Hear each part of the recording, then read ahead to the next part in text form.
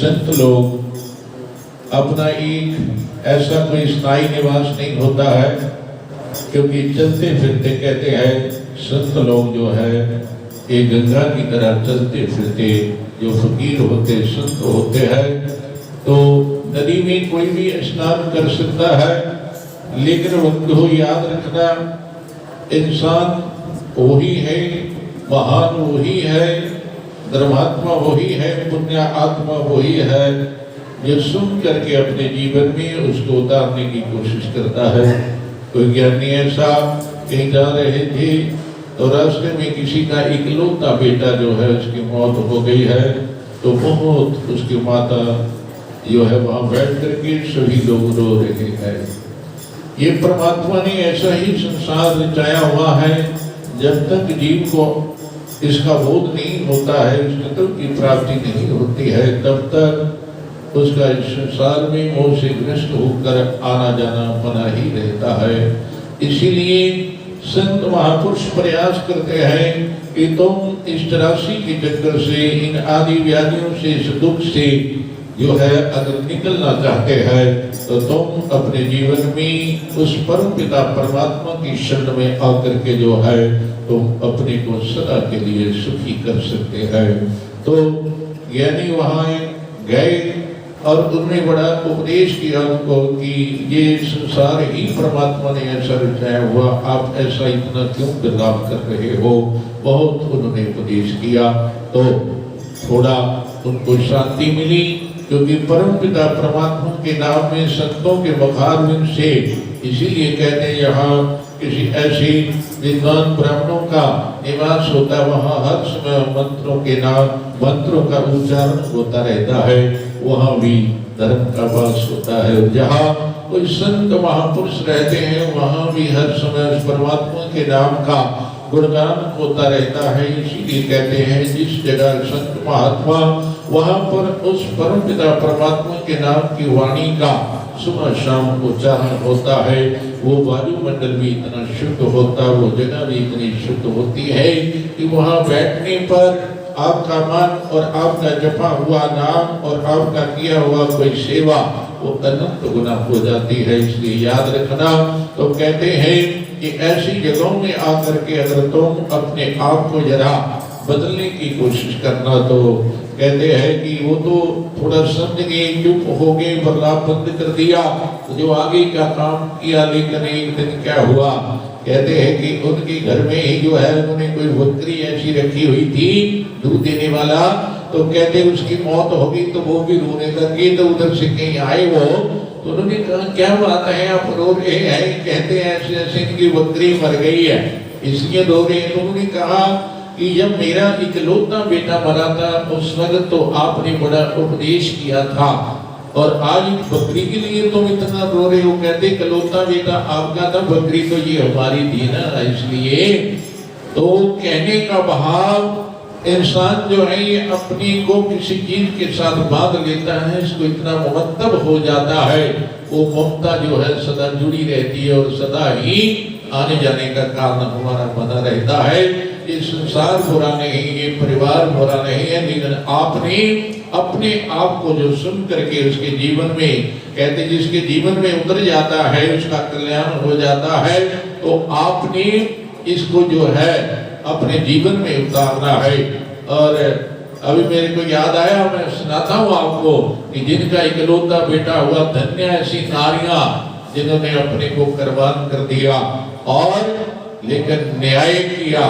कहते हैं कि हम न्याय करेंगे, अपने बच्चे को भी जो है जैसा दूसरे को सजा दी जाती है वैसा मैं अपने बच्चे को भी सजा दूंगी।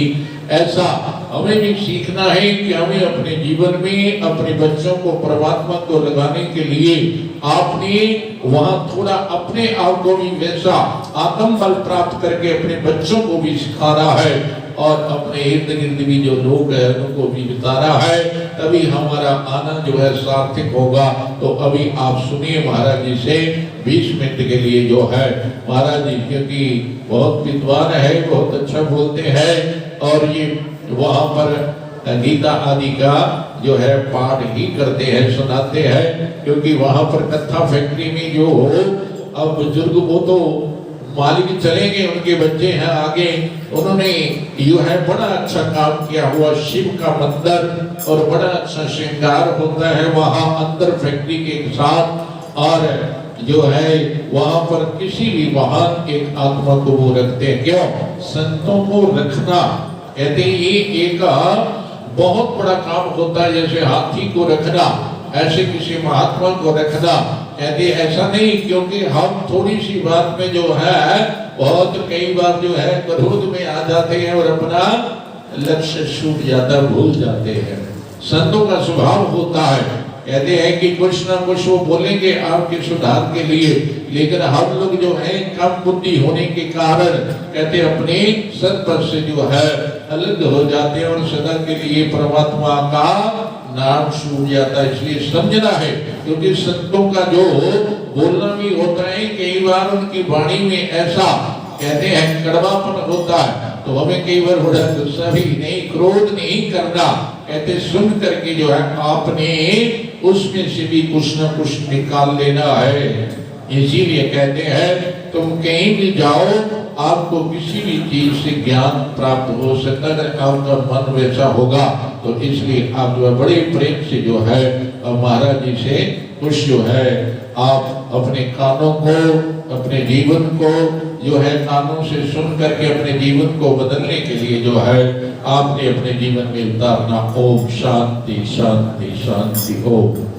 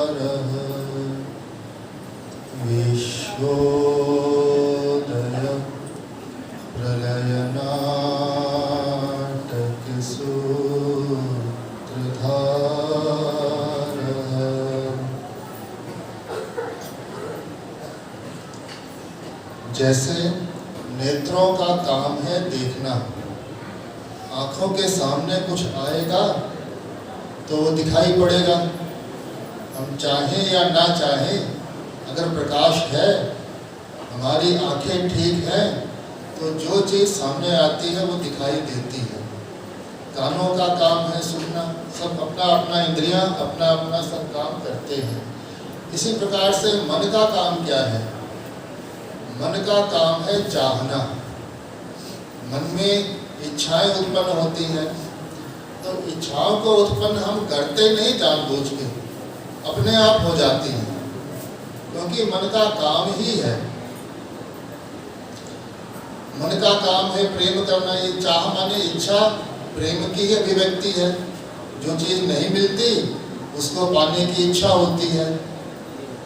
तो अब मन संसार में आकर के कुछ ना कुछ चाहता है, प्रेम पाना चाहता है, सुख पाना चाहता है। सुख पाने के लिए संसार में हजारों चीज़ों का संग्रह करता है, हजारों लोगों से मित्रता करता है, पर सुखी होता है क्या? नहीं होता। इसका दुख बना ही रहता है। प्रमाण इसका हमारा अपना मन ही है। हमने हजारों चीज़ों से प्रेम किया, हजारों चीज़ों से चाहा, तो आज हम कह सकते हैं कि हम सुखी हो गए। अब हमको जो चाहिए था सुख मिल गया, अब और कुछ नहीं चाहिए। हजारों मित्र बंधु बनाए, लेकिन फिर भी सुख की खोज शांत नहीं हुई, प्रेम की इच्छा पूर्ण नहीं हुई। तो मन क्या चाहता है? क्या प्राप्त करके मन में पूर्ण प्रेम की उपलब्धि हो सकती है? तो संत महापुरुष कहते हैं कि ये मन हमारा संसार से प्रेम करने के लिए नहीं है, ये मन बना ही हुआ है भगवान से प्रेम करने के लिए। बिना भगवान से प्रेम किए मन की इच्छा पूर्ण नहीं हो सकती, ये कहीं ना कहीं संसार में भटकता ही रहेगा। जैसे छलनी होती है, चाय छानते हैं या आटा छानते हैं, तो उसमें हम छलनी में पानी को भर के रख सकते हैं क्या? नहीं रख सकते, वो बह जाएगा। कोई चाहे कि हम छलनी में पानी को भर के रखें तो उसको नादान बोलेंगे कि उसको इतनी समझ नहीं है कि छलनी में पानी नहीं टिकता। इसी प्रकार से हम अपने मन में संसार को भर के रखना चाहें, संसार का सुख रखना चाहें, संसार का प्रेम रखना चाहें तो रख सकते हैं क्या? नहीं रख सकते। ये संसार निरंतर बहता रहता है। संसार माने संसार की चीज वस्तुएं, संसार के व्यक्ति। जब हम छोटे बच्चे थे तो उस समय हमको माता पिता बड़े प्यारे थे। वो कहाँ गए? काल में सब बीत गए। यहाँ का प्रत्येक क्षण बीत जाता है, प्रत्येक कण बीत जाता है, कुछ भी टिकता नहीं है। तो मन प्रेम की खोज में, सुख की खोज में संसार में भटकता रहता है, लेकिन इसको सुख मिलता नहीं। सुख मिलता है जिन्होंने सुख को पाया है तो केवल भगवान के श्री चरणों में, क्योंकि भगवान बीतने वाले नहीं हैं, सदा रहने वाले हैं। जगत की उत्पत्ति के पहले भी थे, जगत है तब भी हैं, और जगत नहीं रहेगा तब भी भगवान रहेंगे। मन का काम प्रेम करना है, मन सुख की खोज कर रहा है, तो ये मन वास्तव में परमात्मा से प्रेम करने के लिए ही बना है। जैसे छलनी पानी को रखने के लिए नहीं बनी, ऐसे ही मन संसार से प्रेम करने के लिए नहीं बना। यदि बना होता तो कहीं हमको सुख मिल गया होता, प्रेम मिल गया होता। लेकिन यहाँ महापुरुष कहते हैं, हर जगह उम्मीद लेकर जाइए, हर दफा इस भूल पर पछताइए। आदमी काली घटा और रोशनी, हर दफा इनसे धोखा खाइए। आदमी सोचता है कि हम जाएंगे बारिश नहीं होगी, पहुंच जाएंगे पर बारिश हो जाती है। सोचते हैं कि शाम ढलने से पहले पहले कहीं पहुंच जाएंगे, अंधेरा हो जाता है। सोचते हैं ये आदमी हमको हमेशा साथ देगा, वो भी धोखा दे जाता है। तो यह मन वास्तव में बना है ईश्वर से ही प्रेम करने के लिए। पर ईश्वर का प्रेम महाराज कैसा है कि वो निर्मल हृदय में ही रह सकता है। जैसे सिंघनी का दूध, शेरनी का दूध स्वर्ण के पात्र में ही टिक सकता है, उसी प्रकार से भगवान का प्रेम निर्मल हृदय में ही रह सकता है। तो हृदय को निर्मल कैसे करें? बोले भगवान का प्रेम हृदय में थोड़ा थोड़ा बढ़ाते रहो, जगाते रहो। कुछ ना कुछ सत्संग, कुछ ना कुछ स्वाध्याय, कुछ ना कुछ भगवान के नाम का जप नित्य प्रति करते रहो। यदि हम पूरा जीवन थोड़ा थोड़ा भी भगवान के नाम का जप करते रहेंगे, कोई मान लो जीवन में 1 घंटा एक माला ही जप करता है, 2, 4, 6 मिनट लगते हैं उनके एक माला जप करने में, लेकिन नित्य नियम से, जैसे भोजन हम नित्य करते हैं, स्नान नित्य करते हैं, ऐसे कोई भगवान के नाम का जप भी नित्य करता है। तो जैसे भोजन हमारे जीवन का हिस्सा बन गया, स्नान हमारे जीवन का हिस्सा बन गया, ऐसे भगवान का भजन भी हमारे जीवन का हिस्सा बन जाता है, हमारा हिस्सा बन जाता है, फिर वो हमसे अलग नहीं होता।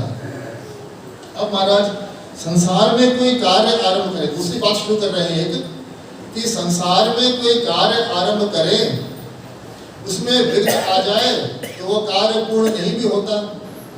कोई सज्जन खेती करते हैं लेकिन अकाल पड़ गया, पानी की एक बूंद नहीं बरसी, तो उनकी खेती सूख सकती है। जो प्रयास किया था, बीज बोए थे, वो भी नष्ट हो गए। तो ऐसे ही हम यदि भगवान का भजन करते हैं, स्मरण करते हैं, और जीवन रहते रहते भगवान की प्राप्ति नहीं हुई, भगवान के दर्शन नहीं हुए, भगवान का वो पूर्ण प्रेम प्राप्त नहीं हुआ जो मीराबाई के हृदय में था, जो गोस्वामी तुलसीदास जी के हृदय में था। थोड़ा प्रेम तो आया हृदय में, लेकिन पूर्ण प्रेम से ही भगवान की प्राप्ति होती है। पूर्ण प्रेम नहीं मिला तो हमारा वो किया हुआ जब क्या व्यर्थ हो गया। जैसे किसान ने खेत में बीज बोया लेकिन सिंचाई की व्यवस्था नहीं हो पाई तो बोया हुआ बीज भी नष्ट हो जाता है। ऐसे ही हमने भगवान का भजन किया वो क्या नष्ट हो जाएगा? अर्जुन के मन में यही शंका हुई। अर्जुन से भगवान श्री कृष्ण ने कहा कि तुम मेरा भजन करो, ध्यान करो। तो अर्जुन कहते हैं कोई आपका ध्यान करता है, भजन करता है, लेकिन किसी कारण से आपकी प्राप्ति तो नहीं हुई, वापिस उसका मन फिर संसार में ही रच जाए, संसार में ही रम जाए, तो क्या उसका नाश हो जाएगा? तो भगवान बड़े प्रेम से कहते हैं पार्थ नैवेह नामुत्र विनाशस्तस्य विद्यते न ही कल्याणकृत कश्चित दुर्गतिम तात गच्छति। हे प्रिय, तात शब्द है ना, तात शब्द अपने अत्यंत प्यारे के लिए प्रयोग होता है, जो हमारा बहुत प्यारा है। भगवान श्री कृष्ण ने भगवत गीता में एक ही बार तात शब्द का प्रयोग किया है। पार्थ, कौन्तेय तो अनेक बार कहा है, महाबाहो, भारत तो अनेक बार कहा है, तात एक बार कहा, खूब प्रेम से कहा। भगवान कहते हैं कि थोड़ा भी हम सत्कर्म करते हैं तो वह नष्ट नहीं होता, ना इस संसार में नष्ट होगा, ना मरने के बाद ही नष्ट होगा। जब तक संसार में है तब तक यदि पूरा जीवन हमने भजन करने का संकल्प किया, पर मृत्यु के कुछ वर्ष पहले भी यदि ऐसा हो जाए कि हमारा मन बदल जाए, हमारा ये मन तो बदलता ही रहता है। आज हमको दिखा रहा है कि परमात्मा का भजन बहुत अच्छी चीज है, कल को दिखाए कि संसार के लड्डू पेड़े बहुत अच्छे हैं, इन्हीं का स्वाद ले, तो फिर वो भजन नष्ट हो जाएगा क्या? भगवान कहते हैं कि ना तो वो किया हुआ भजन इस संसार में नष्ट हो सकता है, ना मरने के बाद ही उसका फल नष्ट हो सकता है, उसका पूर्ण फल अवश्य मिलेगा, भगवान की प्राप्ति अवश्य होगी। अगले जन्म में फिर वो जन्म लेगा, फिर जहाँ से छोड़ा था भजन वहीं से आगे बढ़ेगा। इस जन्म की पढ़ी हुई विद्या अगले जन्म में काम नहीं देती। इस जन्म में कोई डॉक्टर है, इंजीनियर है, बड़ा भारी संसार का विद्वान है, तो वो विद्या अगले जन्म में काम देगी क्या? अगले जन्म में फिर से का खा गा लिखना सीखना पड़ेगा। लेकिन जो इस जन्म का भगवान का भक्त है वो अगले जन्म में फिर भक्त ही होगा, निश्चित है, उसकी भक्ति नष्ट नहीं होगी। भगवान के प्रति किया हुआ थोड़ा भी भजन नष्ट नहीं होता। इसी बात का संकेत, अब तीसरी बात बता रहे हैं, इसी बात का संकेत श्री रामचरितमानस में आता है।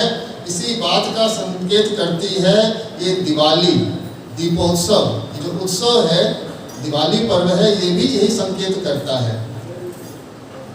दशरथ जी महाराज ने संकल्प किया कि हम राम जी को राज्याभिषेक देंगे, उनका राज्याभिषेक करेंगे, राज्य अर्पण करेंगे। संकल्प तो किया और सायंकाल बड़े प्रसन्न मन होकर के साध समय सानंद नृप गयों के कई गे, बड़े प्रसन्न मन से होकर के कैकेयी के कक्ष में जा रहे हैं कि जाकर के उसको खबर देंगे कि जो तुम्हारे बड़े प्यारे राम जी हैं उनको हम राजा बनाना चाहते हैं। लेकिन फिर थोड़ा विपत्ति आ गई है, विघ्न आ गया। मंथरा ने कैकेयी की बुद्धि को पलट दिया। कवने अवसर का भयो गयो नारी विश्वास। गोस्वामी जी कहते हैं कि अवसर तो था राम जी को राज्य देने का, लेकिन हो गया वनवास। किस अवसर पे क्या हो जाए?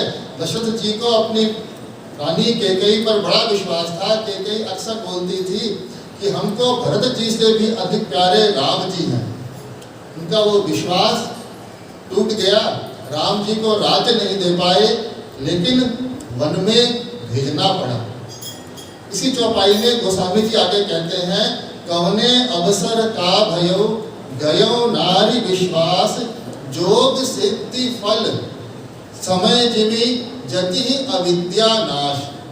जैसे योग सिद्धि का फल प्राप्त होने वाला हुए, उसने पूरा समय भगवान का भजन किया है और जीवन के थोड़े से वर्ष बचे हैं, अब वो उसके फल से उसको भगवान का धाम प्राप्त होगा। लेकिन उसी बीच में उसको मानो कि घर परिवार ही अच्छा लगने लगे, मन पोते पोतियों में रम जाए, संसार में फिर से रस लेने लगे, भगवान का भजन छूट जाएगा। कई लोग मिलते हैं, कहते हैं महाराज पहले हम भी भगवान के नाम का नित्य प्रति जप किया करते थे, फिर कैसे छूट गया? ये जो मन का आलस्य है ना, यही छुड़ा देता है। बोलते हैं आज जरूरी काम है, आज नहीं करेंगे, कल कर लेंगे। एक दिन छोड़ दिया, मन को आदत पड़ गई एक दिन छोड़ने की, फिर कभी बोलेगा जरा अभी कुछ दिन और व्यस्त हैं, बाद में कर लेंगे, फिर छूटता है तो छूट ही जाता है। ऐसे ही योग सिद्धि का फल प्राप्त करने के समय अविद्या ने, संसार की आसक्ति ने आकर के उस भक्ति को नष्ट कर दिया। भक्ति का फल उत्पन्न नष्ट तो नहीं किया, भक्ति का फल प्रकट नहीं होने दिया, भगवान की प्राप्ति नहीं होने दी। संसार के लिए किया हुआ पुरुषार्थ नष्ट हो सकता है, खेत में बोया हुआ बीज नष्ट हो सकता है, क्योंकि संसार नष्ट होने वाला है। लेकिन भगवान के प्राप्ति के लिए किया हुआ थोड़ा भी भजन नष्ट होने वाला नहीं है, क्योंकि इसके साथ में भगवान स्वयं है। भगवान अविनाशी हैं, स्वयं अविनाशी भगवान हृदय में रहते हैं, तो वो नष्ट होने वाला, भगवान का भजन नष्ट होने वाली चीज नहीं है। मंथरा ने कैकेयी को बुद्धि को तो पलट दिया। कैकेयी ने भी अपने पुत्र भरत के लिए राज्य मांग लिया, लेकिन भरत के मन में राज्य की इच्छा उत्पन्न नहीं कर पाई। कैकेयी ने राम जी को वन में भेज दिया, लेकिन भरत जी के मन में, प्रजा के मन में राम जी के वो राजा देखने की जो इच्छा है, उसको नष्ट नहीं कर पाई कैकेयी। भरत जी कौन है? अयोध्या कांड के अंत में गोस्वामी जी कहते हैं, सिया राम प्रेम पीयूष पूर्ण होत जन्म न भरत को।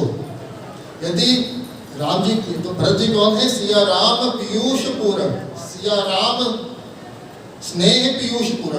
राम जी और सीता जी के प्रति जो प्रेम है वो अमृत है, उस अमृत से भरा हुआ स्वर्ण का कलश है भरत जी। भरत जी साक्षात भगवान के भक्ति का ही अवतार है। भगवत प्रेम ने ही, पूर्ण प्रेम ने ही अवतार लेकर के जगत को दिखाया है कि भगवान से प्रेम कैसे किया जाता है। तो विघ्न तो आया, राम जी को राज्याभिषेक करना था, विघ्न आया, राम जी को वन में जाना पड़ा। लेकिन दशरथ जी महाराज जिन्होंने बहुत तपस्या की थी पूर्व जन्म में मनुष्यरूपा के रूप में, उन्होंने इस जन्म में दशरथ बनकर के श्री राम जी को पुत्र रूप में प्राप्त तो किया, विघ्न आ गया, उनको राज्य नहीं दे पाए। लेकिन उनका किया हुआ जो प्रेम था वो नष्ट नहीं हुआ, उनका प्रेम ही भरत के रूप में उत्पन्न हुआ था। भरत जी फिर से राम जी के पास गए, उनसे आग्रह किया कि महाराज 14 वर्ष बीतने पर आप कृपा करके अवश्य लौट के आए और ये राज्य स्वीकार करें। नहीं तो कैकेयी ने तो सोचा था कि भरत जी राजा बन जाएंगे, राम जी 14 वर्ष वन में रहेंगे, तो 14 वर्ष के बाद कौन लौट के आएंगे? अयोध्या में क्या काम है उनका? अब राज्य तो करेंगे नहीं, और छोटे भाई के शासन के अधीन भला कौन रहना चाहेगा? तो कैकेयी की समझ तो ये थी, लेकिन कैकेयी कुछ नहीं कर सकी। इसी प्रकार से ये संसार की अविद्या हमारे मन को संसार में लगाना चाहती है, लेकिन मन में जो हमारे एक बार भगवान के भजन का संस्कार पड़ गया, भगवान की भक्ति का थोड़ा अंकुर भी प्रकट हो गया, उस अंकुर को नष्ट करने की सामर्थ्य माया में नहीं है, क्योंकि ये सत के संस्कार हैं, इसके साथ में सत स्वरूप परमात्मा रहते हैं। इस अंकुर के गर्भ में परमात्मा निवास कर रहे हैं। खेत में बीज बोते हैं तो उसमें एक पौधा निकल के आएगा, वो पौधा उस बीज के अंदर में है तब निकलता है। इसी प्रकार से हमारे हृदय में जो भक्ति प्रकट होती है, उसके गर्भ में कौन है? साक्षात भगवान स्वयं है। तो भगवान को माया क्या नष्ट कर सकती है? नहीं कर सकती। थोड़ा भी किया हुआ भजन कभी नष्ट नहीं होता। राम जी को वनवास हुआ, लेकिन 14 वर्ष बाद राम जी फिर लौट के आए, और राम जी के स्वागत में सबने अंधेरी रात को, अमावस्या को ऐसा उज्जवल कर दिया कि जैसा उज्जवल कभी अमावस्या नहीं हुई थी। चारों तरफ इतने दीप जले, इतनी प्रसन्नता छाई अयोध्या में कि वह पुनः राम जी का राज्य प्राप्त हुआ, सबको राम जी के राज्य में रहने का सौभाग्य प्राप्त हुआ।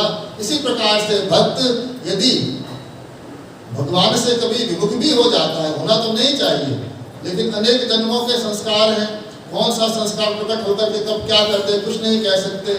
तो जहाँ तक संभव हो नियम को कभी नहीं छोड़ना चाहिए। गुरु जी ने मंत्र जप का कोई नियम दिया है, हमने भी अपने मन से किसी ने नियम लिया है कि हम रोज रामायण की 4 चौपाई पढ़ेंगे, हनुमान चालीसा का पाठ करेंगे, तो वो नियम को कभी भी नहीं छोड़ना चाहिए। वो नियम रहेगा तो एक दिन अवश्य भगवान की प्राप्ति होगी और अवश्य होगी। सच्चिदानंद भगवान की जय। और जो है सिर्फ 2-4 मिनट के लिए हरिद्वार से है, क्योंकि ये आते तो हर ज्येष्ठ रविवार को तो बीच में नहीं आ सके, स्वस्थ ठीक नहीं है।